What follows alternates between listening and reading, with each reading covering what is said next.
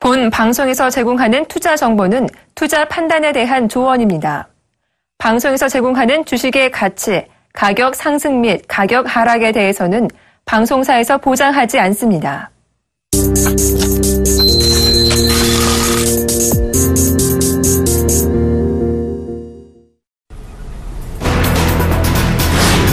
미국 연방준비제도는 7월 산업 생산이 전월 대비 0.6% 증가했다고 밝혔습니다. 이는 월스트리트 저널이 조사한 전문가 예상치 0.4% 증가를 웃도는 동시에 8개월 만에 가장 크게 늘어난 것입니다. 산업 생산의 4분의 3을 차지하는 제조업 생산은 자동차 생산 급증에 힘입어 0.8% 증가했습니다. 한편 자동차 생산은 10.6% 급증했고 나머지 부분은 0.1% 증가하는 데 그쳤습니다.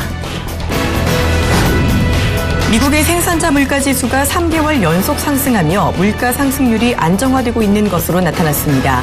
미 노동부는 7월 생산자 물가지수가 전월 대비 0.2% 증가했다고 밝혔습니다. 이는 전월 상승률 0.4%에는 못 미친 것이지만 전문가 예상치 0.1% 증가보다는 높은 수준입니다. 전문가들은 물가 상승률이 완만한 회복세를 보이고 있지만 아직 강한 반등은 일어나지 않고 있다고 분석했습니다. 유럽연합 통계청인 유로스타트는 유로존의 2분기 GDP 잠정치가 전년 동기 대비 1.2% 증가했다고 밝혔습니다. 이는 시장의 예상치인 1.3% 증가를 밑돈 수치입니다. 이는 독일과 프랑스의 GDP가 예상보다 부진했기 때문으로 풀이되고 있습니다. 한편 유로존의 1분기 GDP는 1.0% 증가했었습니다. 중국 인민은행이 지난달 6년 만에 처음으로 금 보유량을 공개한 데 이어 지난 14일 금 보유고가 전월 대비 19톤 늘어난 1677톤이라고 밝혔습니다. 이에 따라 중국 통화당국이 금 보유량을 매월 공개하는 등의 제도화가 이루어질지 주목되고 있습니다. 외신들은 이 같은 공개를 두고 위안화를 국제통화기금의 새로운 기반 통화로 편입시키기 위해 투명성 제고 의지를 보여준 것으로 논평하기도 했습니다.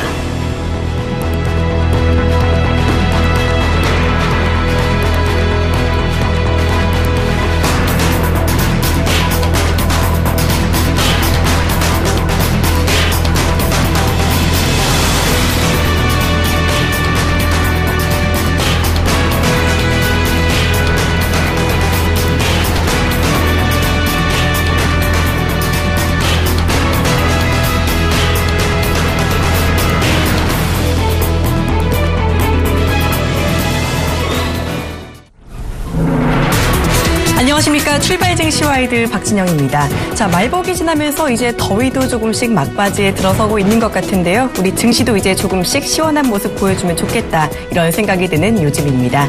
자, 지난주 중국이 위안화를 3번이나 잇따라 평가절하하면서 세계 증시가 많이 흔들리는 모습을 보였었는데요. 이 중국의 위안화 쇼크는 두 번째까지는 세계 증시에 타격을 꾀해줬지만 세 번째부터는 아주 큰 영향까지는 미치지 못하고 있는 것 같습니다. 자, 지난주 금요일 미국 증시는요, 결국 소폭이지만 상승 마감하는 모습을 보였습니다. 이는 금요일에 발표된 경제 지표가 호조를 보였기 때문으로 풀이가 되고 있는데요. 미국의 산업 생산 그리고 생산자 물가 지수가 예상치를 웃돌면서 미국 경기에 대한 기대감이 회복이 될 거라는 예상을 하고 있는 것이기 때문입니다. 하지만 이 사실이 또 9월 금리 인상에 대한 불안감으로 작용하지 않을 수 없었겠죠. 그런 탓에 뉴욕 증시가 아주 큰 폭으로 오르지는 못했습니다.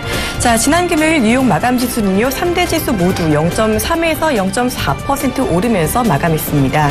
이 장 초반에는 경기 지표의 호조와 금리 인상 우려감 사이에서 갈팡질팡하다가 이 그리스 3차 구제금융안 승인 소식이 장중에 나오면서 이 장중 오름폭을 조금씩 키우면서 마감하는 모습 보였습니다.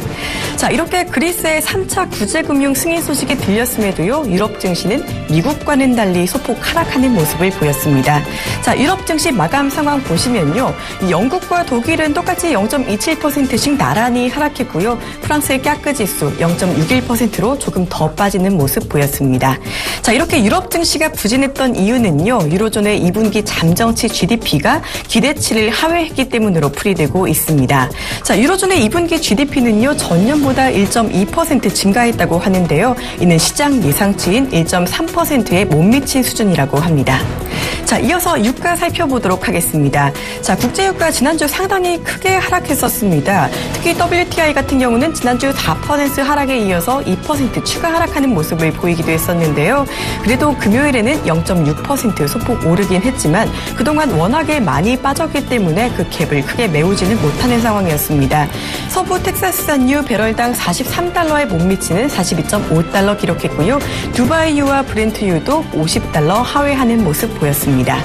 자, 이어서 아시아 증시 챙겨보도록 하겠습니다. 자, 중국 증시는요, 이틀 연속 상승하면서 지난주 마무리했네요. 이 상해종합지수 지난주 0.27% 상승 마감했습니다.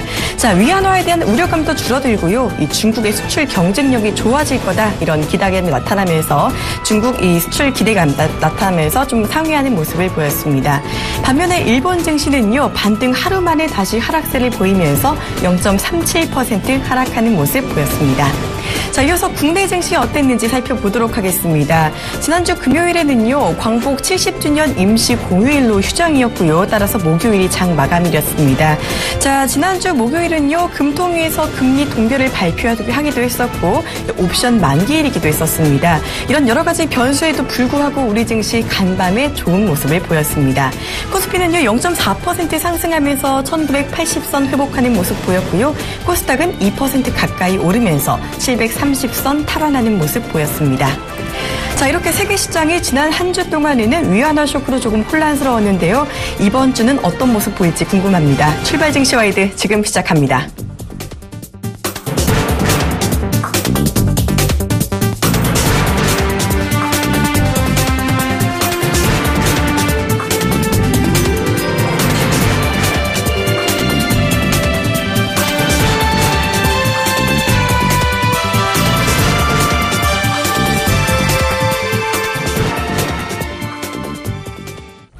네, 글로벌 증시 주요 이슈와 전망 경제학 교수님께 들어보는 시간이죠. 경제학자에게 듣는다 시간입니다. 지금 이 시간 한국경제연구원 초빙연구위원 겸 건국대 특임교수 오정근 교수 전화 연결되어 있습니다. 교수님 안녕하세요. 네. 안녕하세요. 네, 지난주 뉴욕 증시 여러 가지 변수로 꽤 많이 출렁였던 것 같습니다. 이 스탠리 피셔 연준 부의장이 9월 금리 인상은 확정이 아니다라는 발언에 주초에는 잠깐 올랐다가요. 중국이 또 위안화를 평가절하하면서 하락하는 모습도 보였는데요. 결국 지난주 그래도 나쁘지 않은 모습으로 증시 마감했었죠. 이번 주에는요, 미국의 소비자 물가지수가 또 발표가 된다고 하고요. 또 7월에 FOMC 의사록도 나오는 주라고 합니다. 자, 이것들이 이 뉴욕 증시 변수로도 작용하지 않을까 싶은데요. 이번 주 뉴욕 증시 어떤 부분에 초점 맞춰서 어떻게 전망할 수 있을까요? 네, 그렇습니다. 이제 미국의 CPI 소재물가지수 상승률 지표가 이번 주 수요일 날 발표가 되는데요.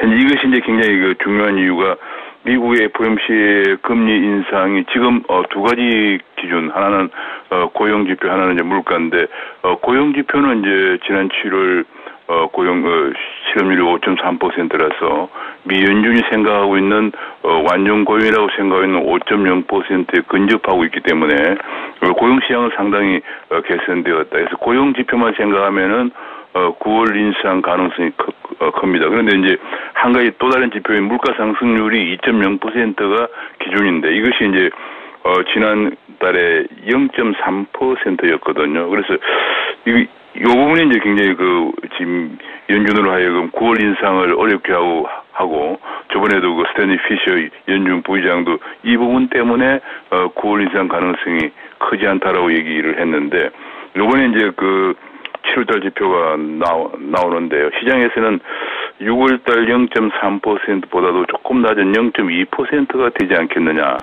이렇게 전망을 하고 있습니다. 그래서 제 생각으로는 미 연준이 금리를 9월 달에 올리기가 스탠리 피셔 의장에게 좀 쉽지 않을 것이라는 생각이 듭니다. 그러면 이제 지난주에 중국의 위안화의 그런 4월 연속 평가 절하에도 불구하고 미국의 주가가 올라갔던 것은 위안화의 4월 연속 절하 때문에 미국 금리 인상 시기가 조금 늦어질 가능성도 있다 하는 분석 때문에 금리 인상이 늦어지면 주가가 올라갈 수 있으니까 그것 때문에 주가가 크게 나쁘지 않았거든요. 그래서 제 생각으로는 물가 상승률이 0.2%가 되면은 아무래도 9월 인상 가능성이 크지 않다는 그런 기대 때문에 이번 주에도 뉴욕 주가는 저번 주와 같은 그런 크게 나쁘지 않은 그런 상황을 보일 것으로 전망이 됩니다. 네, 이 경기 회복 지표는 바로 고용 지표와 물가 지표 두 가지로 나눌 수가 있겠죠. 고용 지표는 지난주에 호조를 보였는데 물가 지수가 어떻게 나올지가 관건입니다. 이 금리 인상 시기가 어쩌면 조금 늦어질 수 있겠다고 예측을 해주셨는데요. 이번 주 나타날 미국 물가 지수 무엇보다 잘 체크해 보시면서 시장 동향 바라보시는 게 좋겠습니다. 자, 교수님, 사실 지난주에 연준 부의장의 스탠리 피셔는 9월 금리 인상이 확실한 건 아니다라고 발언을 했었는데요. 사실 미국의 또 다른 피셔, 이 리차드 피셔 전 댈러스 연방은행 총재가 또 이 중국 변수가 미국의 9월 금리 인상을 막지는 못한다며 이런 발언을 했다고도 합니다. 사실 미국 내에서도 9월 금리 인상 여부를 놓고 좀 의견이 왔다 갔다 하고 있는 것 같은데요. 누구는 9월 인상이 된다, 누구는 확실한 건 아니다. 자, 그렇다면 우리는 미국의 금리 인상 시점 어떻게 바라볼 수 있을까요? 제 생각으로는 이제 그래서 미국에 지금 말씀하신 대로 미국의 이제 주요 인사들, 특히 그 FOMC 위원이나 아니면 위원을 지냈던 분들이 서로 간의 의견이 엇갈리고 있기 때문에 굉장히 그 시장에서는 혼선이 초래되고 있는데요. 저 생각으로는 가장 중요한 것은 옐렌 의장의 복심이라고 할 수 있는 스탠리 피셔 부의장의 의중이 중요하다고 생각을 합니다. 그래서 일단 스탠리 피셔 부의장의 지난번 발언은 옐렌 의장의 의중을 시장에 얘기해 준 것이다. 의장이 직접 얘기할 수는 없는 것이니까 저는 그렇게 판단을 합니다. 그래서 아마도 그런 정황을 미뤄보고 조금 전에 말씀드린 것처럼 물가 상승률 지표가 높지 않게 나오고 있는 것을 보면은 아마도 12월 정도에 가서 올리지 않을까 하는 것이 저 개인적인 판단입니다. 네, 이 미국 내에도 여러 가지 의견이 나오고 있지만 옐런 의장과 스탠리 피셔 부의장의 의견이 무엇보다 중요하기 때문에 좀 12월쯤 가능하지 않을까라고 생각을 해볼 수도 있겠네요. 자, 사실 지난주에 중국이 위안화 평가 절하를 갑작스럽게 단행하면서요. 미국이고 유럽이고 그리고 국내 증시까지도 상당히 출렁이는 모습을 보였었잖아요. 무려 사흘간에 걸쳐 위안화 가치를 중국이 4.66%나 인하를 했습니다. 자, 그럼에도 IMF 측에서는요. 이 위안화 가치가 그렇게 저평가된 건 아니다라는 의견을 내놓아서 또 화제가 되고 있다고 해요. 그렇다면 이것이 중국 시장 그리고 세계 시장에 의미하는 바는 무엇인지가 또 궁금해지는데요. 지금 이것이 이제 굉장히 관건인데요. 현재 IMF가 분석하는 기준이 소위 말하는 실질 실효 환율이라고 그래가지고 중국 그 위안화의 실질 실효 환율을 기준으로 하면은 현재 위안화가 약 10% 정도 이번에 평가절 하기 전에 그 10% 정도 고평가되어 있다 이렇게 판단을 했어요. 고평가되어 있다. 그래서 이제 이번에 약 한 5% 정도, 5% 약간 못 미친 수준으로 절하를 했는데 그래도 아직까지 미국 그 IMF가 실질 실효환율 기준으로 볼 때는 아직까지 좀 더 절하할 수 있는 오히려 여지가 있는 상황이다. 그렇게 얘기를 했어요. 그렇게 이제 그건 이제 얘기했습니다. 근데 이것이 한 두 가지를 생각해 볼 수 있는 하나는 첫 번째는 실질 실효 환율이라고 하는 것이 굉장히 그 계산하는 방식에 따라서 약간씩 차이가 있습니다. 차이가 있어서 제대로 위안화의 그 실질 실효 환율 수준을 반영하는 것이냐 하는 것이 대개로 이제 대체로 IMF에 그 가지고 있는 실질 실효 환율이라고 하는 지수는 각 나라에서 보고를 받아서 반영을 해요. 그러니까 다시 말하면 중국이 계산한 거죠. 중국이 계산한 이 실질 실효 환율, 중국이 계산해서 IMF에 보고한 이 실질 실효 환율이 정확한 실질 실효 환율을 반영하는 것이라는 그런 부분, 우리 입장에서는 또 문제를 좀 생각해 볼 수 있고 또 한 가지는 IMF 이사진 중에서 IMF의 부총재가 중국인입니다. 이 부분이 굉장히 지금 현재 IMF 의사결정에 중요한 영향을 미치고 있는 것으로 보여집니다. 그래서 이런저런 정황을 미뤄볼 때, 이것이 객관적인 분석 결과를 하는 것에 대해서 저 개인적으로, 순전히 저 개인적으로 좀 의구심이 있지만은, 그러나 IMF는 아직은 위안화가 평가, 충분히 절하된 게 아니다. 오히려 이렇게 얘기를 하는 바람에 좀 더 위안화에 그러니까 이게 뭐냐면 위안화가 절하를 5%로 급격히 했는데도 불구하고 국제사회에서 오히려 용인을 하고 있는 이런 상황이 되어가고 있다는 것이 우리 입장에서는 굉장히 좀 만족스럽지 못합니다. 왜냐하면 미국에서 지금 4개국, 한국, 일본, 중국, 독일을 대미 흑자국으로서 평가 절상을 더 해야 한다고 얘기를 했는데 오히려 IMF는 중국 편을 들어줘 버렸거든요. 그래서 그렇게 되면 한국이 굉장히 좀 어려운 상황이 될 가능성이 있다고 그렇게 보여집니다. 네, 이렇게 실질 실효 환율을 계산하는 방식의 차이가 있다고 말씀을 해주셨는데요. 이 중국이 발표한 환율이 정말로 그들이 느끼는 실질 환율인가 이것에 지금 의문이 드는 상황에서 우리 입장에서는 IMF가 중국의 그 저평가 발언을 한 것이 조금 아쉽지 않나라고 말씀을 해주셨습니다. 자, 그렇다면 이렇게 위안화 평가 절하에 대해서요. 중국이 3번이나 깜짝 인하를 해놓고는 또 지난주 목요일에 또 평가 절하하지는 않을 거다라는 기자회견을 했습니다. 자, 그런데도 이 위안화 가치가 저평가된 게 아니라는 IMF 해석은 언젠가는 또 중국이 추가적으로 위안화 가치를 인하할 수 있겠다라고 받아들여질 수도 있거든요. 과연 중국은 그렇다면 본인들이 말하는 대로 이 추가 인하를 하지 않을까요? 그러니까 이제 벌써 중국은 위안화를 5%나 갑작스럽게 평가 절하를 시켜놓고 또 2가지 연막 작전을 쓰고 있습니다. 하나는 그 평가 절하를 단행을 하면서 오히려 우리가 좀 더 지금까지는 중국의 그 관리 변동 환율이 어떻게 결정된지를 아무도 몰라요. 그냥 중국 인민은행이 매일매일 고시하는 건데, 사실 그것도 이제 문제가 있는 거지만, 중국이 그렇게 하니까, 그러면 G2라고 할 수 있는 중국이 그렇게 하니까 아무도 비판을 못하고 있는 상황인데, 그러면서 얘기가 우리가 이제 좀 더 시장 환율을 반영하겠다라고 하면서 연막작전을 쓰고 있습니다. 또 한 가지는 이제, 그러면서, 이제 우리가 좀 절하를 했으니까, 당분간은 절하가 없다라고 얘기를 했습니다. 그러면서 이제 그야말로 지금 이번에 5%가량 절하한 것을 기정사실로 출발하자 이런 얘기거든요. 그만큼 중국의 수출 경쟁력이 한마디로 그냥 가격 경쟁력이 5% 좋아진 거죠. 좋아진 상태에서 다시 출발하자. 다른 나라는 더 이상 절하하지 말라. 이런 얘기가 마찬가지예요. 그러면서 그걸 갖다가 IMF 부총재가 중국이 이루는 부총재를 중심으로 한 IMF의 수뇌부가 추인하는 그런 상황까지 벌어지고 있단 말이에요. 한마디로 요즘 국제금융은 거의 국제금융 외교력이 결정을 하고 있는 상황입니다. 그래서 제가 보기에는 왜냐하면 예를 들면 일본이 엄청난 절하를 해도 미국이 지지하고 있거든요. 그런 것처럼 한국을 조금만 절하하면 미국에서는 난리가 나서 한국은 꼼짝 못하고 있는 상황이죠.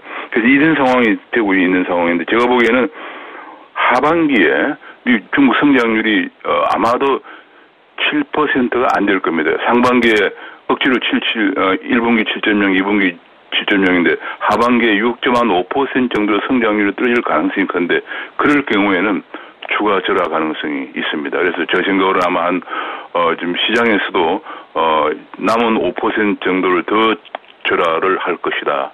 그렇게들 대체로 보고 있는 경향이 큽니다. 네, 중국 환율이 시장이 아닌 정부 주도로 조금 결정이 되는 만큼 조금 더 두고 봐야 할 일이긴 하지만요.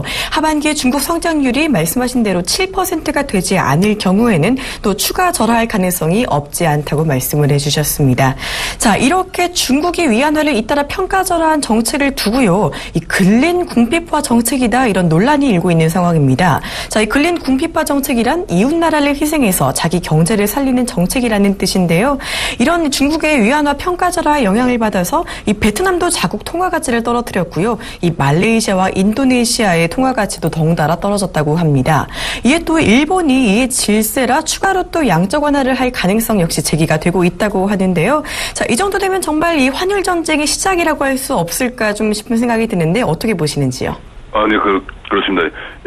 일본이 이제 조금 전에 말씀드린 미국의 추인을 받으면서 지난 2년 반 동안 50%가 넘는 달러당 70엔대 중반에서 125엔대까지 엔화를 약세를 가져왔습니다. 그바람에 일본 경기가 지금 굉장히 화랑을 보이고 살아나고 있는데 문제는 여기에도 있는데 지금 중국이 지금 5% 정도 절하한 데다가 추가적으로 또 하반기에 한 5% 정도 더 절하를 한다.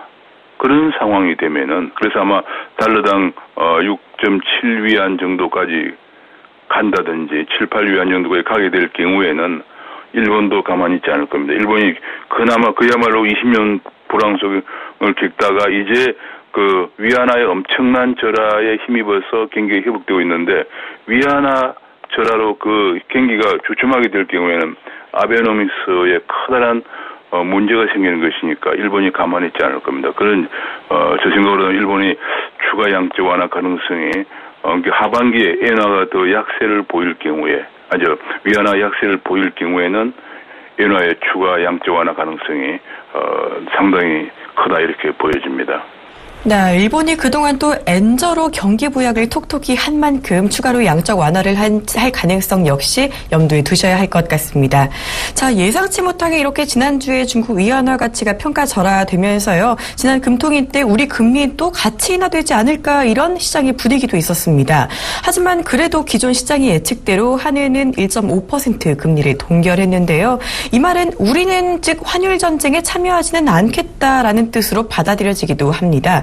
자, 우리 금리 동결이 의미하는 바는 그렇다면 뭐라고 볼 수 있을까요? 그러니까 한은 총재의 얘기로는 좀 더 지켜보겠다 그런 얘기입니다. 그러니까 좀 더 지켜보겠다. 그리고 추경도 하고 했으니까 좀 더 지켜보고 또 가계부채도 증가하고 있고 또 미국 금리 인상도 앞두고 있기 때문에 좀 더 지켜보겠다 이런 얘기인데 상당히 저 개인적으로는 아쉬움이 적지 않습니다.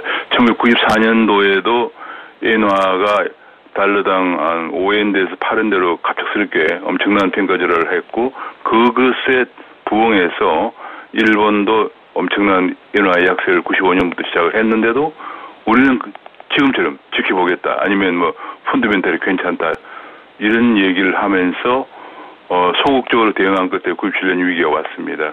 2008년도에도 마찬가지고요. 그래서 제 생각으로는 상당히 지금 이 한원의 스탠스가 지금 많은 그 전문가들은 이것이 오히려 우리에게 또 다른 위기를 초래할 가능성이 있는 것이 아니냐 하는 우려를 표명하고 있는 그런 상황입니다. 그래서 한은은 어쨌거나 이번에는 좀 더 얼마 전에 추경도 하고 했으니까 좀 더 지켜보겠다 그런 얘기인데 사실 추경 규모가 너무 적었거든요. 11조 정도밖에 안 됐기 때문에 그 효과가 그리 크지 않을 것으로 이제 전망이 되고 있고 한데 지금 현재 미국 금리 인상을 앞두고 우리가 금리까지 내리면 어떻게 하느냐 돈이 많이 빠져나가지 않느냐 이런 얘기 때문에 이제 진퇴양난에 빠집니다. 이게 뭘 미국 금리 인상 얘기가 때문에 우리는 못한다 소리를 2, 3년 전부터 벌써 해왔어요. 2, 3년 전부터 지금 총재가 아니고 전 총재가 있을 때부터 얘기를 해온 거예요. 지금까지 2년이 되도록 지금 그것 때문에 금리를 제대로 계속 실기를 하고 있다. 이제는 막판에 와서 미국 금리 인상이 거의 9월 얘기도 나오지만 12월 정도는 반드시 인상이 될 건데 이제 서너 달밖에 남지 않은 속에서 우리는 금리를 내리자니 돈이 빠져나가고 금리를 안 내리자니 일본하고 중국은 절하를 하는 마당에 우리는 오히려 금리를 올려야 되는 절상을 해야 되는 경기도 굉장히 회복이 안 되고 있는데 정말로 어려운 진퇴양난에 직면해 있다고 판단이 됩니다. 네, 이렇게 중국이 위안화 가치를 인하했다고 해서 우리도 섣불리 뛰어들기보다는 우리는 조금은 지켜보겠다는 입장으로 한은이 금리 동결 진행했다고 볼 수가 있겠는데요. 사실 우리 경기 회복이 아직까지는 더딘 상황이니만큼 조금은 아쉬운 결정이 아니었나라는 생각도 드는 결정이 아니었나 싶은 생각이 듭니다. 자, 지금까지 한국경제연구원 초빙연구위원 겸 건국대 특임교수 오정근 교수님과 함께 경제 이슈 다뤄봤습니다. 교수님 감사합니다. 네, 감사합니다.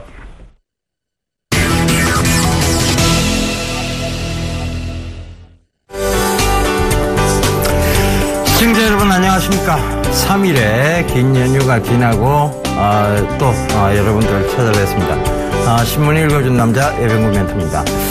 자, 제가 3일 동안요 또 많은 분들을 좀 만나봤습니다. 만나봤는데 이런 얘기를 하시더라고요. 최근까지 신기가 좀 있었던 전문가들이 요새 신기가 좀 떨어졌다 이런 얘기를 하는데요. 그거 아닙니다. 우리가 어디 무당도 아니고요. 신기 아닙니다. 이거는 장이 좋을 때는 누구나 수익을 낼 수 있습니다. 여러분도 마찬가지죠. 그런데 장이 나쁠 때도 과연 대비가 되느냐 안 되느냐에 대한 차이지 그걸 신기라고 받아들이시면 굉장히 곤란합니다. 그죠? 그래서 우리는 무당이 돼서는 안 되는 사람들이죠. 정확한 사실을 통해서 산업적 분석을 하고 그 분석을 통해서 앞으로 성장해 나갈 그런 성장주들을 여러분들께 짚어드리는 사람들입니다. 그래서 이 신문 읽어준 남자가 더더욱 중요한 시간이고 여러분들이 그런 신문을 통해서 그리고 그 사실을 통해서 앞으로의 성장 산업을 찾아보는 것 그것이 더 중요한 그런 쪽이 바로 이 주식시장입니다. 그래서 앞으로는 더더욱 아마 이런 신문 읽어주는 남자 즉 산업을 읽는 것이 더욱 중요하다는 것을 여러분들이 깨닫게 되실 거라는 것을 저는 믿어 의심치 않습니다. 자, 오늘도 이런 관점에서 신문 읽어준 남자 힘차게 한번 시작해 보도록 하겠습니다. 자, 월스트리트 저널입니다. 여기 제일 첫 번째 기사 이거 바로 살펴보고 가는 게 나을 것 같아요. 차이나에 비해 다 올려 퍼진다. 어디 쪽으로? In US earning, 즉 미국 실적으로 올려 퍼진다에 대한 얘기입니다. 자, 이 얘기 무슨 얘기인가 하면요. 결국은 중국 경기 둔화의 영향이 미국 실적을 악화시켰다는 얘기입니다. 어떤 산업에서 악화를 시켰느냐에 대한 부분들이 나옵니다. 이 기사 내용에 보면요. 이 밑으로 쭉 내려보면 뭐 그런 내용들인데 제일 먼저 보이는 게 뭡니까?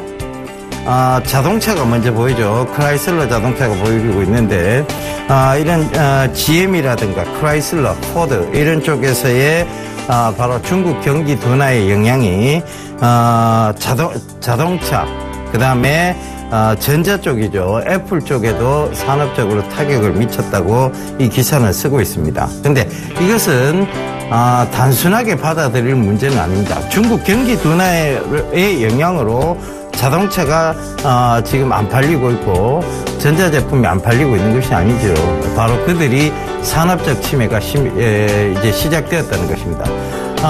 지금 삼성에서요 이제 새로운 신제품에 대한 출시를 얘기를 하고 있습니다. 그런데 이번 주말에 나왔던 기사 중에 또 특이한 게 있었습니다.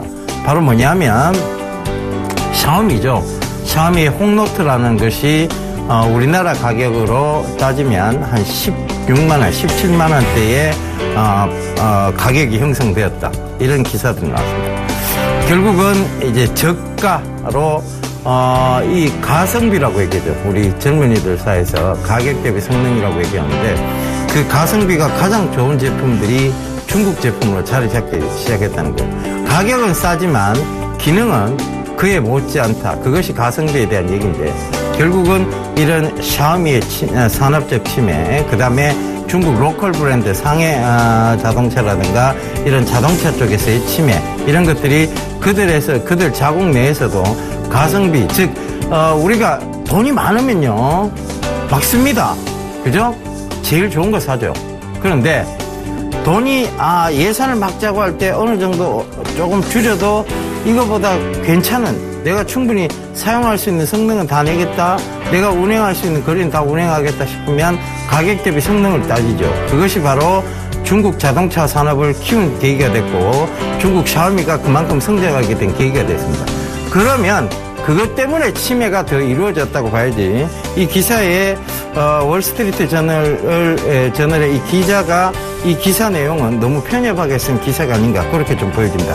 중국의 산업적 침해입니다. 이것이 더욱더 이제 이런 미국의 실적이라든가 대한민국의 실적을 악화시키는 것을 가속화할 것이다 라는 것이 제 의견이고요. 그래서 완성품, 완성차 이쪽은 결국은 크게 지금 이제 다시 살아 돌아오기는 조금 더 힘들어지고 있지 않느냐라는 부분입니다. 그 다음에 이 위안화 절하가 되면 이것은 더욱더 가속화될 수 있습니다. 그래서 이런 부분들을 참고해 보시더라도 아직까지는 조금 산업적 침해가 이루어지는 곳은 조금 피해 계시는 게 아직은 현명한 전략이라는 것입니다. 그래서 이런 명확한 사실들이 있기 때문에 그런 부분들을 참고해 보신다면 아직은 그 산업적 침해가 이루어지는 곳, 그곳은 조금 피해가야 되지 않느냐. 당연한 이론이고 당연한 어떤 산업적 결과물이라고 보시면 되겠습니다. 그래서 아직 삼성전자, 현대차, 물론 현대차도 지금 단기적으로는 반등이 15만 원, 그것까지는 제가 온다라고 분명히 또 말씀을 드렸죠. 그래서 최근에 15만 원 또 찍더니만 14만 9,500원인가 찍더니만 또 밀리고 내려오고 있어요. 그러니까 결국 뭐냐, 바로 산업적으로 이런 침해가 이루어지기 있기 때문에 아무리 시장의 기대감이 부여가 된다 할지라도 그 이상을 올라오기는, 즉 기술적 반등 이상을 올라오기는 힘들다는 것이 제 결론입니다. 그 점 꼭 좀 참고해 보셨으면 좋겠습니다. 자, 다음 국내 최대의 경제기관지 서울경제신문입니다. 그걸 좀 살펴보면서 얘기 이어갈게요. 자, 유독물질 검출 반경 3km 긴급 소개, 그 다음에 6,000명 대피, 이 기사가 나왔습니다. 바로 이 중국의 텐진항 폭발 사고에 대한 얘기죠. 지금 주말에 보면요, 기사 내용에도 이런 게 있습니다. 중국의 공해가 중국의 인구, 즉 하루에 4,000명을 죽인다고 하는 기사, 그런 기사들이 나왔었는데요. 그런 기사들 쭉 참고해 본다면 지금 이 텐진항 사태도 마찬가지고요. 그러니까 유독 물질이 검출됐다. 즉 뭐냐면 이제 공해는 더더욱 심각한 수준에 이런 상황이 생겼고, 이 시아나수소라는 이런 물질 때문에 그들은 이제 공포에 떨 수 있습니다. 그러면 참 이런 기사가 제가 희한하게 지난주에 여러분 탑5를 통해서도 말씀드렸고 수익을 말하다를 통해서도 말씀드렸어요. 제4의 중국 소비 관련주가 있다라고 바로 나노 섬유 쪽을 얘기 드렸죠. 그죠? 그리고 이제 그런 기능성 섬유에 대해서 얘기 드렸습니다. 웰크론, FTNE, 요 두 종목이죠. 요것들을 좀 설명을 드렸었는데, 이게 뜻하지 않게 이런 물론 제가 텐진항 사고가 있을 줄 전혀 몰랐습니다. 어떤 분이 그런 얘기 하시던데요.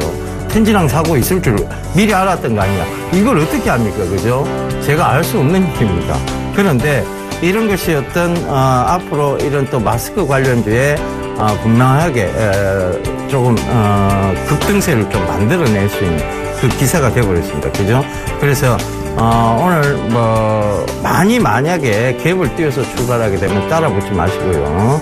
갭 상승이 조금 약하다 싶으면 충분히 앞으로의 산업적 성장을 보셔더라도 FTN이라든가 웰크론 이런 종목들은 좀 보시는 게 좋을 것 같습니다. 자, 그 점 참고하시고요. 마스크 관련주들인데 이 두 가지는 실적이 분명히 나오는 회사들입니다. 나머지 보시라는 얘기 아니에요. 그건 괜히 들어갔다가 실적 우려 때문에 빠질 수도 있기 때문에 두 종목만 좀 압축해 보도록 하겠습니다. 자, 다음 기사 볼게요. 자초된 경영현안 해소, 글로벌망 복원, 최태원 회장이 직접 뛴다. 예, 최태원 회장이 바로 8.15 특사로 사면이 되었습니다. 자, 김성현 회장은 지금 나와는 있습니다만 사면이 된 건 아니죠. 그러다 보니까 복권 자체, 즉 등기 이사직을 수행하기 힘든 상황이고, 최태원 회장은 이제 등기 이사직까지 같이 맡을 수 있는 상황입니다. 그러니까 경영권에 직접적으로 간섭을 할 수 있는, 즉 앞으로의 경영에 대한 부분들을 발표를 할 수 있는 이런 부분입니다. SK의 중장기 비전을 주초에 발표할 예정인데요. 자, 여기서 나오는 내용이 있죠. SK이노베이션, SK하이닉스, SK텔레콤 주력 계열사를 중심으로 공격적인 투자에 나설 것이다.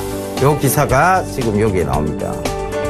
자, SK텔레콤, SK하이닉스, SK이노베이션, 이 셋 중에 가장 잘 나가는 자식이 누굴까요? 바로 SK하이닉스입니다.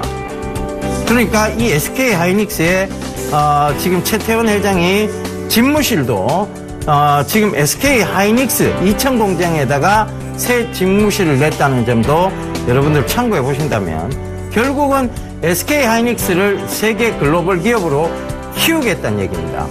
반도체 쪽이죠. 거기에 집중 투자하겠다는 그의 어떤 의지가 보이는 그런 행보가 아닌가 그렇게 보여집니다. 그래서 SK하이닉스 분명히 말씀드렸죠. 실적 좋습니다. 더 빠질 이유 없다라고 말씀드렸죠. 그때 여러분 37,000원 막 무너지고 하니까 모든 방송사의 전문가들이 나와서 SK하이닉스 지금이라도 손절해야 된다고 말했습니다. 유일하게 제가 여러분들께 말씀드렸죠. SK하이닉스만한 기업이 어딨냐고.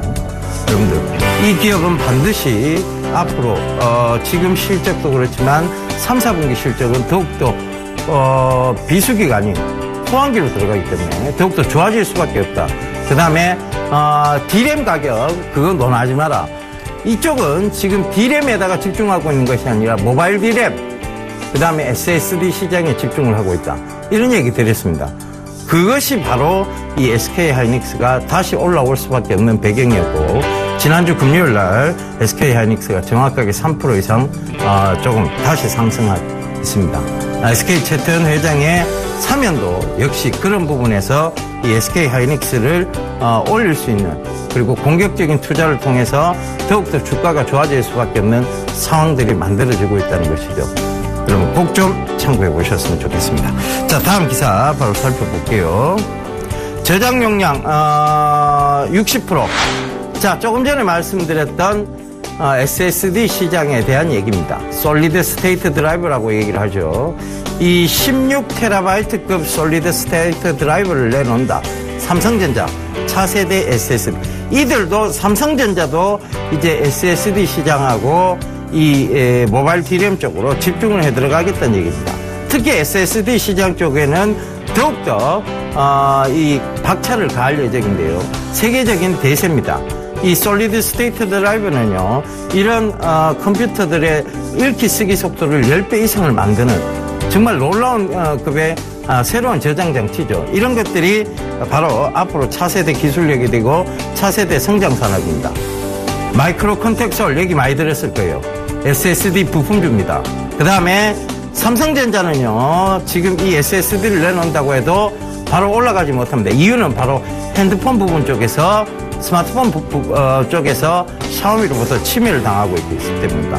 그러니까 이 기사도 역시 SK 하이닉스와 마이크로 컨텍스홀에게 도움이 되는 기사라는 얘기입니다. 이 두 종목을 얘기해 드리도록 하겠습니다. 자, 다음 기사 바로 볼게요. 자, 제가 지난주 수익을 말하다 시간에 생보사, 손보사 앞으로 중국의 네 번째 소비 관련주가 될 것이다라는 얘기 드렸었죠. 그 기사와 더불어서 지금 생보사, 손보사들의 상반기 순이익이 굉장히 급등했다. 39곳이 작년보다 30% 증가했다. 자, 생보사, 손보사 계속 좋다고 얘기 드렸죠. 이제 실적까지 좋은 상황입니다. 자, 물론 이 실적이 좋아진 배경에 대해서는 저금리로 가격 요런 채권을 매각했다는 매각한 영향이 컸다는 분석이 나오고 있지만요. 이거를 또 다른 산업적, 미래 산업적 성장 측면에서 보자면 바로 중국 진출에 대한 부분들, 그리고 제가 말씀드렸죠. 결국은 우리가 애들 챙기다가 월급이 많이 늘어나기 시작하면 고향에 계신 부모님들 보험 들어드렸습니다. 그걸 우리나라가 거쳐왔던 과정이에요. 그걸 지금 중국도 밟아 들어가고 있다는 얘기입니다. 그래서 앞으로도 역시 마찬가지입니다. 생보사, 손보사 여러분들 여전히 조금 주목해 보셔야 된다. 이 얘기 마저 드리도록 하겠습니다. 자, 오늘도요, 투자 제안 한 말씀 드리도록 하겠습니다. 대중, 그러니까 중국이에요. 수출주를 주목해 보시라는 얘기고, 주도주는 이제 재편이 들어가는 시점입니다. 그러니까 이런 부분들 참고해 보신다면, 자, 앞으로 지금 또 하반기를 이끌어갈 주도주, 뭐가 될 것인가를 여러분들 살펴보셔야 될 것 같습니다. 자, 거기에 대해서 이번 주말에 강연을 합니다. 대구, 부산입니다. 일단 토요일 날 부산 중구 중앙동 유가 2번지에 있는 CJ 대한통운 빌딩 2층 유한타 증권에서 개최를 하고요. 부산입니다. 그죠? 그리고 일요일 날은 대구 테크노파크 2층 동대구역 2번 출구에서 개최를 합니다. 그러니까 22일, 23일 양일간에 걸쳐서 하는데요. 부산이 먼저고 대구가 두 번째입니다. 똑같이 오후 2시고요. 참가비는 무료고 문의 전화는 1577-7419입니다. 예, 저는 이만 물러가고요. 잠시 뒤에 다시 인사드리도록 하겠습니다. 감사합니다. 예병군이었습니다.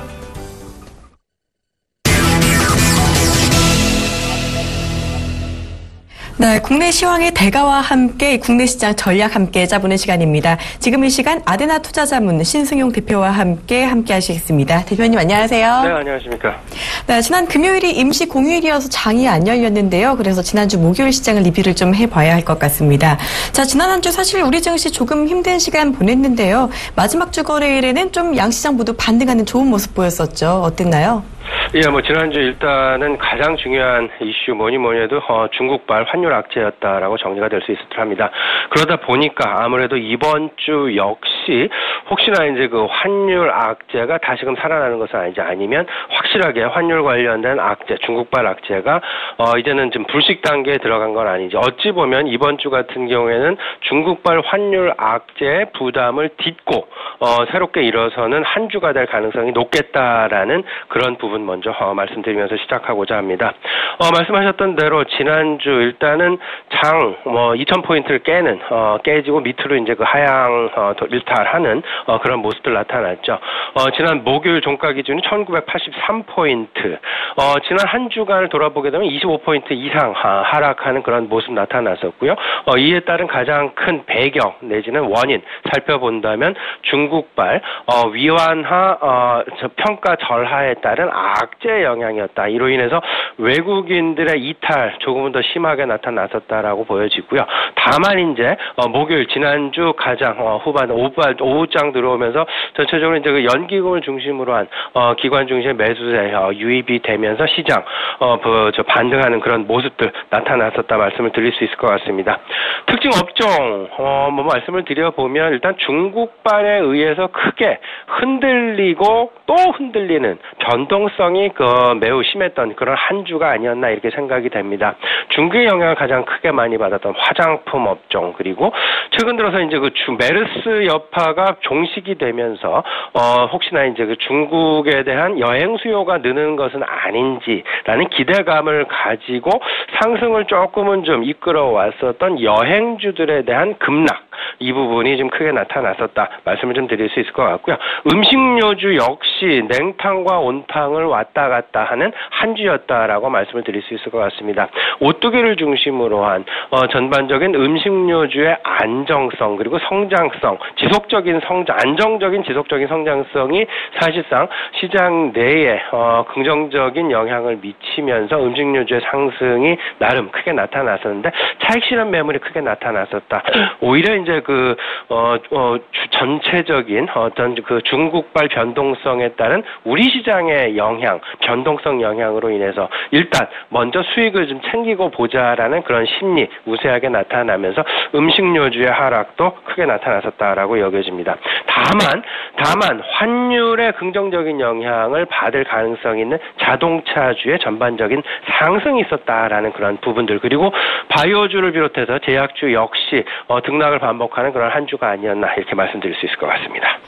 네, 지난주 아무래도 이 위안화 쇼크가 증시에 큰 파장을 일으켰던 한 주였습니다. 화장품주의 변동성이 좀 컸었고요. 여행주도 이 위안화 하락의 여파를 받아서 조금 흔들렸었는데요. 이 여행주에 더해서 자동차주는 반대로 위안화 수혜를 받았던 한 주였습니다. 자, 조금 전에 이 대표님께서 이번 주 증시 환율 악재를 좀 딛고 반등하지 않을까라고 예측을 해주셨는데요. 그렇다면 이번 주에는 어떤 변수가 있는지 또 어떤 점에 초점을 맞추고 시장을 바라봐야 할지도 궁금합니다. 네, 이번 주 일단 오늘 월요일이니까요. 이번 주 이슈 이벤트 살펴보면 사실상 제 개인적인 판단으로는 이번 주에 글로벌 이슈 이벤트 우리 시장에 영향을 미칠 만한 큰 이벤트는 사실상 스케줄이 지금 되어 있지 않다라는 그런 생각 좀 많이 듭니다. 계속해서 나타나고 있는 중국발 유로존에서의 경제 지표 그리고 미국에서의 경제 지표 발표들 그다음에 이제 그 19일 날 다만 이제 있을 FOMC 의사록 발표 부분 과연 이를 놓고서 실질적으로 투자 심리의 가장 중앙단에 지금 서 있는 부분이죠. G1 미국 같은 경우에는 금리 인상 시점이 언제쯤이 될 것이냐라는 그런 어떤 그 이벤트 내지는 이슈 문제 그리고 중국 같은 경우에는 경기 부양책에 관련된 어떤 그런 부분들 사실상 이런 부분들이 이번 주에 결국에는 미국에서 19일 날 발표되는 FOMC 의사록 이 부분에 좀 관심이 집중되지 않을까라는 그런 생각이 좀 많이 들고요. 다만 이제 그 서두에서도 좀 말씀을 드렸습니다만은 이번 주 뭐니 해도 지난 목요일 날 중국 인민은행이 지난 목요일 아침에 11시경 발표가 있었죠. 사실상 위안화의 환율 변동성 그렇게 크지 않을 것이다라는 그런 부분도 그리고 그들 당국의 의지적인 개입 부분도 사실상 앞으로 조금 더 이제 그 수그러들 가능성이 있다라는 부분들 말한 바가 있었기 때문에 이를 한번 믿어보고 가는 것도 괜찮지 않을까.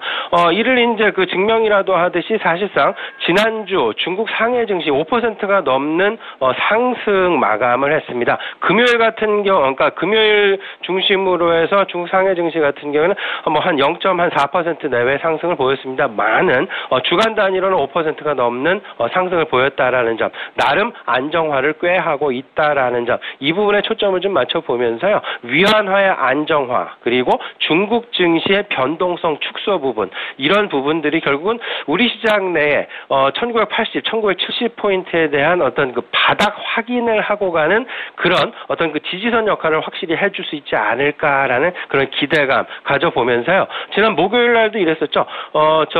우리는 그 코스피 지수 기준으로 해서 상당 부분 하락을 했지만 이내 오후장 들어서 조금 좀 마무리를 하면서 상승 마감하는 소폭이었습니다만 상승 마감하는 그런 모습을 보였다라는 점, 바닥에 대한 어떤 그 인식의 폭이 지금 매우 넓어지고 있다라는 점, 그렇다면 이번 주 어느 정도 안정화에 기대를 해봐도 되지 않을까 이렇게 좀 생각을 하고 있습니다.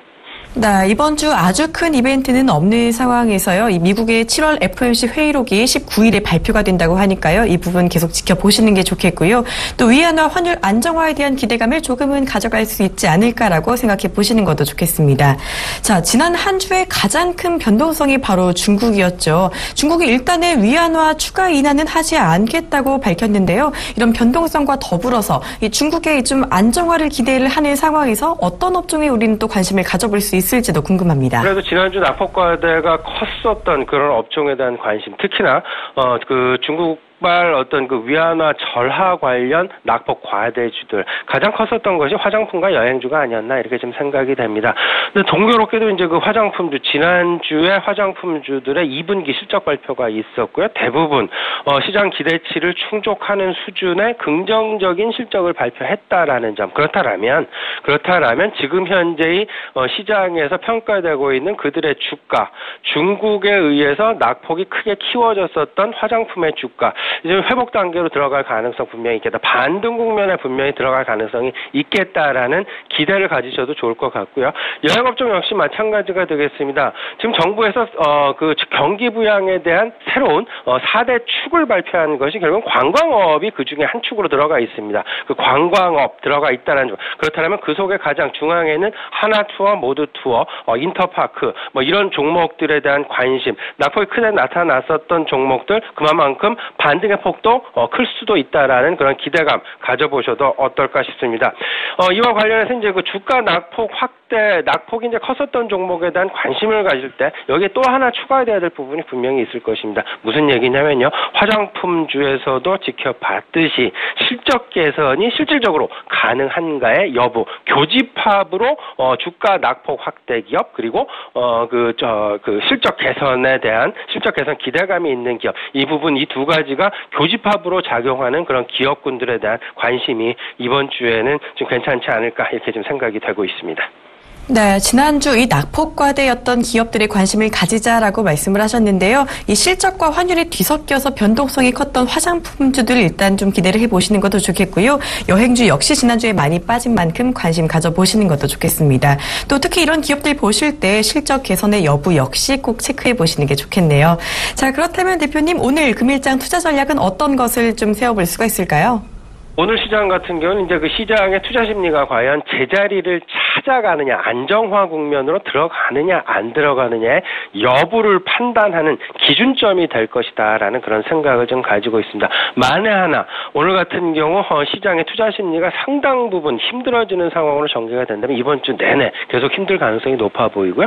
오늘 같은 경우 투자 심리가 안정화 국면을 기다리면서 기관의 어떤 그 매수세 유입이 뒤따라 준다라면 이번 주 일단은 긍정적인 장의 흐름을 예상해 볼 만하다라고 생각이 됩니다. 이런 상황 속에서 우리가 이번 주 관심을 가져야 될 업종, 종목 생각을 해본다라면요.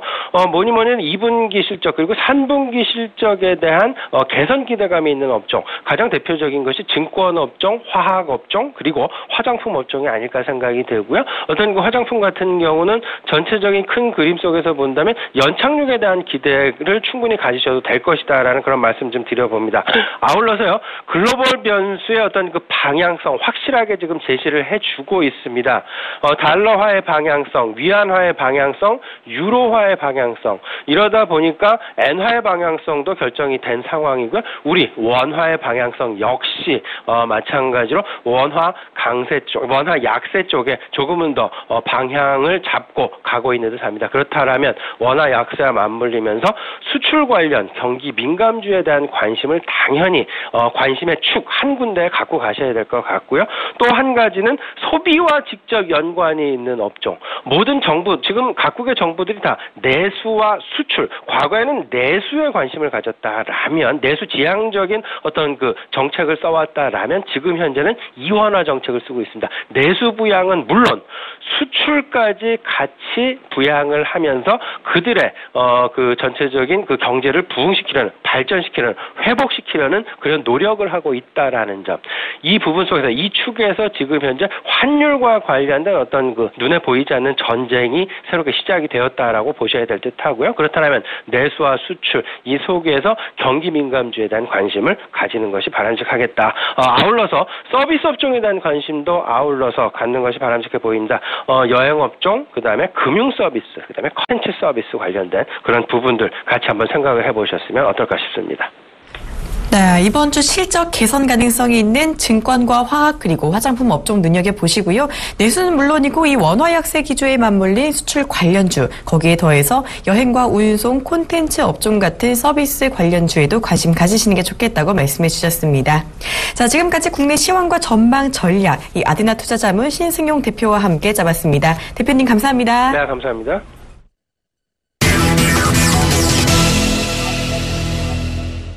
네, 이드코의 상한가 시즌 팩토리 시간입니다. 여의도에 계시는 샘플러스 이도코멘토 전화 연결해서 얘기 들어보도록 하겠습니다. 안녕하세요. 반갑습니다. 네, 전거래일에 위안화 쇼크가 조금 안정화된 모습을 좀 가져왔었는데요. 일단 지난번에 종목을 보시려면 시장을 좀 면밀히 봐야 한다라고 말씀을 해주셨잖아요. 오늘 시장 포인트와 함께 오늘장 급등 예상 종목까지 말씀 부탁드립니다. 네, 일단 지난주 금요일 같은 시장, 중국의 위안화에 대한 그런 안정화로 인해서 양시장 상승하는 그런 모습들이 좀 나와줬었죠. 위안화 절하를 더 이상 하지 않겠다라는 그런 내용이었는데, 일단 중요한 것이 지난주에 지속적으로 이제 말씀드렸던 전저점, 기술적인 부분들에 있어서 지지에 대한 부분들 있어줘야 된다라고 좀 말씀드렸던 그런 상황이었지만은, 일단 일시적으로 지난주 목요일 같은 경우, 지난주 수요일 같은 경우 이탈을 하게 되면서 어느 정도 추가 하락이 예상이 됐던 그런 상황이었지만은, 현재 구간 어느 정도 반등은 나온 모습들, 결과적으로 완벽하게 안심할 구간은 현재 구간 아니다라고 좀 봐야겠습니다. 일단 이번 주 초반 미국의 금리 인상에 대한 부분들, 우리 시장에는 사실 이제 지속적으로 코스피 지수에서 외국인들에 대한 매도세가 나오고 있는 그런 상황에서 19일 FOMC 회의의 결과에 대한 부분들, 금리 인상과 관련된 어떤 내용들이 좀 나온다라고 했을 때 주식시장 급변할 수 있는 그런 가능성도 열어두고 있는 그런 상황이기 때문에 일단은 그리 안심할 구간은 아니다라고 좀 보시는 게 좋을 것 같고요. 자, 결국 이제 시장의 분위기는 지속적으로 단기성 자금들이 많이 유입이 되고 있는 것 같습니다. 현재 2분기 실적, 주식시장에 상장된 상장사들의 실적들이 크게 증가되고 있지 않은 그런 상황에서 하반기 실적 또한 그리 서프라이즈 형식의 증가된 모습들 찾기 힘든 그런 구조로 흘러가고 있는 상황이기 때문에 당분간 주식시장의 방향성은 재료성 성격의 섹터와 종목들로 몰릴 수밖에 없는 그런 상황들로 나오고 있는 그런 부분이 아닌가, 이렇게 좀 볼 수가 있을 것 같습니다. 자, 결국 이제 지수 계속적인 상승보다는 박스권 구간의 형태의 모습으로 나올 수 있다라고 2100포인트부터 누누이 좀 말씀드렸었죠. 전저점에 대한 지지.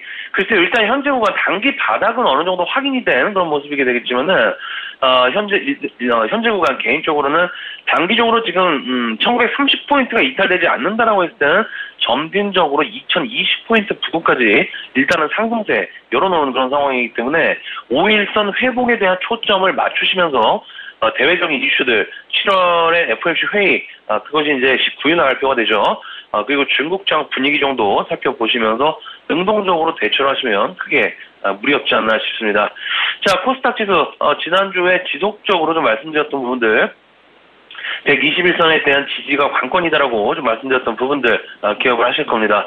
그런데 이제 지난주 금요일 121선에 대한 지지세가 좀 나와주게 되면서 어느 정도 2% 정도 하락권에 대한 되돌림 파동 나와주는 그런 모습이었죠. 그러니까 수급선이라고 할 수 있는 61선이 이탈된 상황에서 코스닥 지수 5일선까지 저항을 받는 현재 구간이기 때문에 61선과 5일선을 얼마만큼 빠르게 회복하냐가 중요한 그런 부분이기 때문에 코스닥 지수 변동성에 대한 부분들 중요한 길목에선 어떤 그런 모습이지 않나 싶습니다. 자, 결국 이제 코스닥 지수 변동성의 주요 요인으로 작용하고 있는 제약 바이오 섹터들의 종목들. 자, 일단 지난주 목요일에 한미약품을 기본으로 해서 셀티온이라든지 셀바이오텍 관련주들, 그리고 우리가 보유하고 있는 에스텍 파마 같은 종목들도 어느 정도 반등에 성공한 그런 모습이었습니다. 특히나 한미약품 같은 종목들 급등 후에 급락한 그런 상황에서 재차 쌍바닥이라고 할 수 있는 121선 한미약품 같은 경우 37만 원대에 대한 저점 지지가 일단은 나와줌으로 인해서 다시 한번 반등 구간으로 진입한 결과다라고 좀 볼 수가 있는 그런 부분이기 때문에 지난번 8월 초에 기술적 반등이 나올 때의 가격권의 고점 45만 원대에 대한 저항적인 부분들 돌파하냐도 중요한 어떤 그런 현재 구간이기 때문에 결국 이제 제약 바이오 섹터들의 투자 심리가 위축된 부분에 있어서 한몫한 한미약품의 실적 발표 이후의 현재 상황들이 코스닥 시장에서도 영향을 끼칠 수밖에 없다라는 점 참고를 하시면서 대응을 하시면 좋지 않나 싶습니다. 자, 이런 분위기에 맞게 지난번에 3번 공략해서 3번 수익을 냈었던 JW 중해제약 이후에 공략 종목으로 에스텍 파마를 추천드린 그런 상황이었죠. 조정시 매수 관점으로 지속적으로 좀 말씀드린 그런 종목이었는데, 자, 일단 지난주에는 이제 변동성을 보여줬었죠. 코스닥 지수 5% 정도 폭락한 상황에서도 마이너스 8% 정도 지난주 수요일에 에스텍 파마 하락을 했지만은 결국에 이제 장중 조정으로 끝나게 되면서 결국 이제 플러스권으로 마감한 모습들.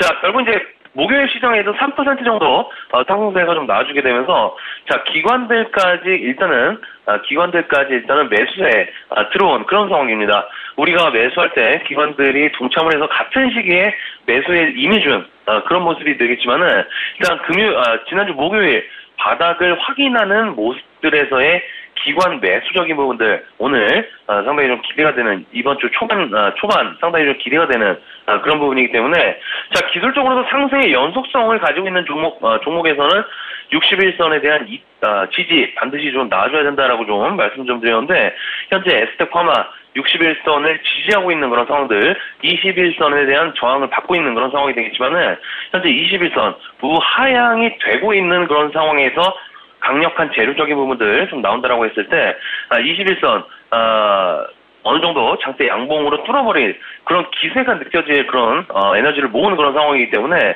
에너지 모은 상황에서의 어떤 그런 이번 주 초반 정도의 흐름 어떤 중요한 그런 부분이지 않나 싶습니다. 자, 결국 이제 지난주 한 주를 마감하는 주봉 차트가 양봉 마감을 했죠. 에스텍 파마 양봉 마감을 하는 그런 상황인데 자, 3주 만에 양전환을 하는 그런 상황이기 때문에 자, 이번 주 에스텍 파마 어떤 흐름 나올지 지켜보시면서 자, 일단은 제약 바이오 섹터들 순환매 그리고 개별 종목들의 단기성 매매 집중하신다면 주 초반은 그리 무리 없지 않을까 싶고요. 자, 코스닥 지수 반드시 61선 한번 이탈했다가 회복이 늦어진다라고 했을 때는 고름이 차서 짤 수밖에 없는 상황으로 변질될 수 있기 때문에 일단 코스닥 지수 61선과 5일선 빠르게 안착해야 된다는 점 유의하시면서 변동성 상당히 이번 주 초반 유의하시면서 대응하자라고 좀 말씀드리면서 이번 한 주도 파이팅 하시기를 바라겠습니다. 오늘 사학과 팩토리는 여기까지입니다. 고맙습니다. 네, 이번 주 시장 일단 19일에 발표되는 7월의 FOMC 회의록이 변수가 될 수 있겠지만요. 그래도 코스피가 2020선까지 상승이 가능하지 않을까 언급을 해주셨어요. 지난주 아주 어려웠던 장이었음에도 불구하고 이 JW 중해제약 적기에 매도하시면서 또 에스텍 파마로 또다시 플러스 지수를 내주셨는데요. 오늘 다시금 제약바이오 주 초반 반등 예상해 주셨습니다. 자, 아까 말씀하신 한미약품이요. 어제 종가 39만 7천 원이었는데요. 이 45만 원 돌파가 일단 관건이라고 하셨고요. 또 에스테파마 역시 주 초반에 조금 더 유심히 보자고 말씀해 주셨으니까 잘 참고하시길 바랍니다. 네, 지금까지 샘플러스 이드코어의 멘토와 함께 상한가 예상 종목들까지 알아봤고요. 저희는 이따가 2부에 찾아뵙도록 하겠습니다. 고맙습니다.